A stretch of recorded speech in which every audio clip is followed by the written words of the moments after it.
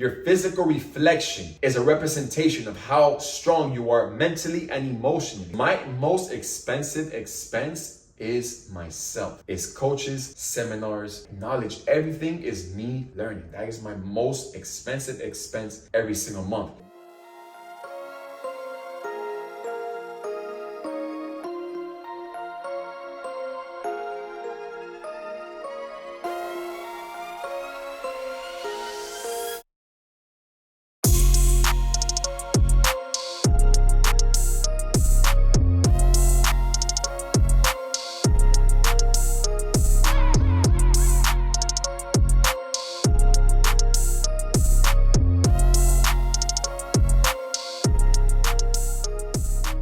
Here we go, episode 3, ROI of life, and I'm gonna be speaking about my mentors, my guides, how much I've been able to take from all of the mentors that I've hired, whether some are good in just wisdom or experience or skill sets. They've all given me something, right? Even from the first one that I had, he gave me enough to know, okay, you know what? I know what mentors, I know what guidance I need to look for in my life. I'm not just gonna settle for any and everybody.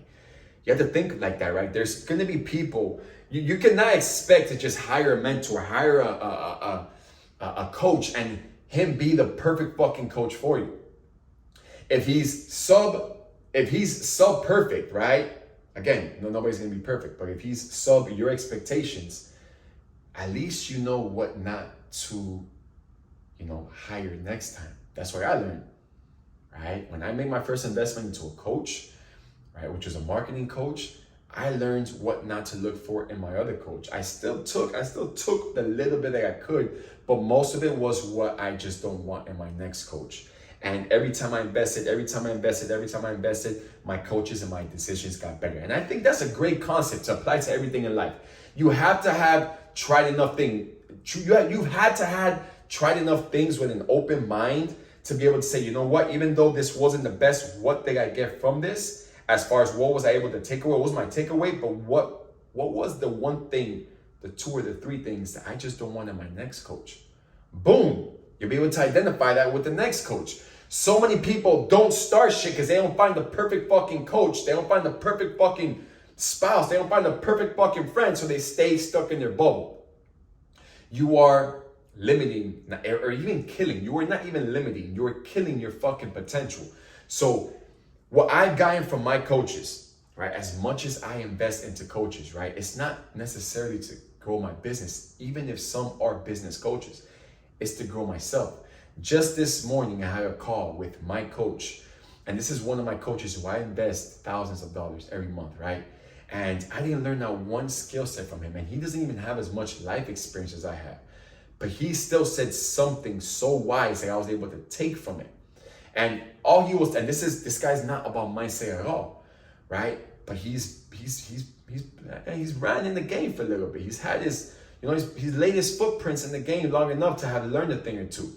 And what he told me was that emotions and feelings are 2 different things. Emotions are impulsive, feelings are what you feel before or what you feel after. The emotion is what is triggered right there and then. And it's the gap, and this is something I always talk about, right? He said it himself though, it's the gap that it takes from you finding something out or reacting in a certain way to where you start to think more constructive. How you start to now think of like, how long in between is that gap? Is it a minute? Is it an hour? Is it a day? Is it a week? Is it a month? Is it a year that you hold this resentment? You're never gonna fucking learn from it. So if that gap, if you can narrow down that gap and say, you know what, this just happened, I'm gonna direct my energy into the solution, and I'm going to figure something out so the next problem comes and do the same thing. And again, this is something I learned, I took from my coach today. I get on every single call. I'm going to take something from something.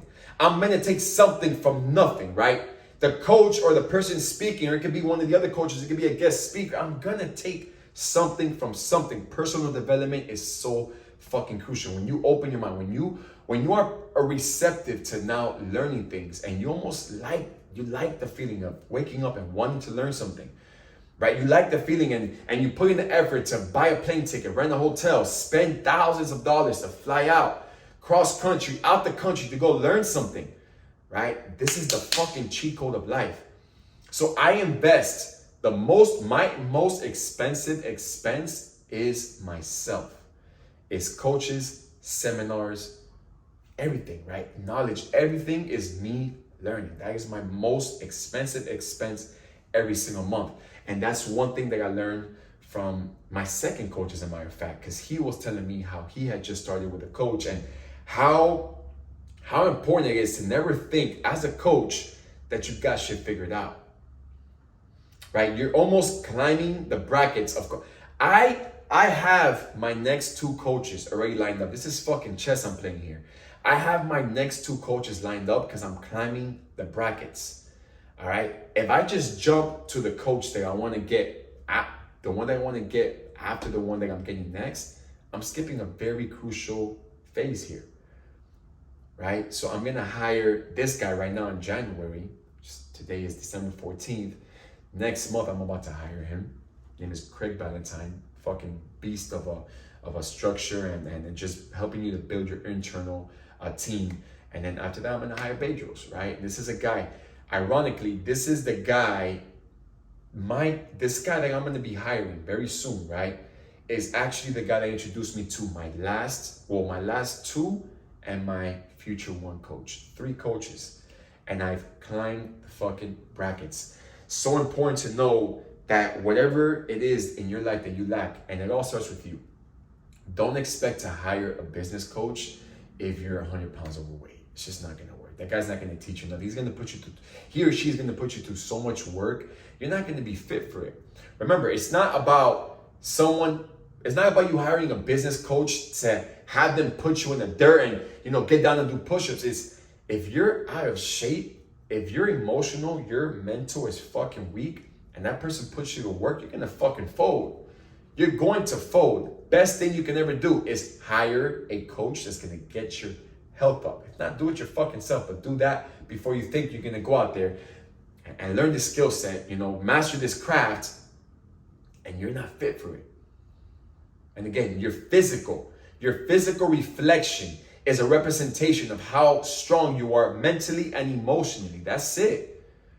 That's it. If you know somebody who is way overweight and they carry themselves as someone who's strong, alpha, like just very dominant and independent, I promise you that person is fighting so many fucking demons behind the scene. So many fucking demons, probably more than you. And they're masking that shit up. And just think about how much more potential that person can have if that person looked in the mirror and just loved what he or she saw, right? Get yourself a coach, get yourself a mentor, whether it be health, whether it be business, whether it be marketing, right? Whether it be a speaking coach, right? And start wherever you want to start. You can buy a $50 program. Most of those programs don't have coaches, right? Invest a little more into yourself. Buy $100-something program where at least you have, or go hire somebody to train you one time for one session, right? At least you have that connection. You're going back and forth. You're conversating with this person. You're learning to find out what you can learn, and you're learning to find out what you don't want in your next coach. And then you start to climb the brackets, but you got to keep that momentum. Don't hire one coach, get discouraged, not hire another coach for a whole year. Get over that failing fast phase fast. I speak about this shit all the time. The failing fast phase, you need to get over that shit fast so you can get to the real work.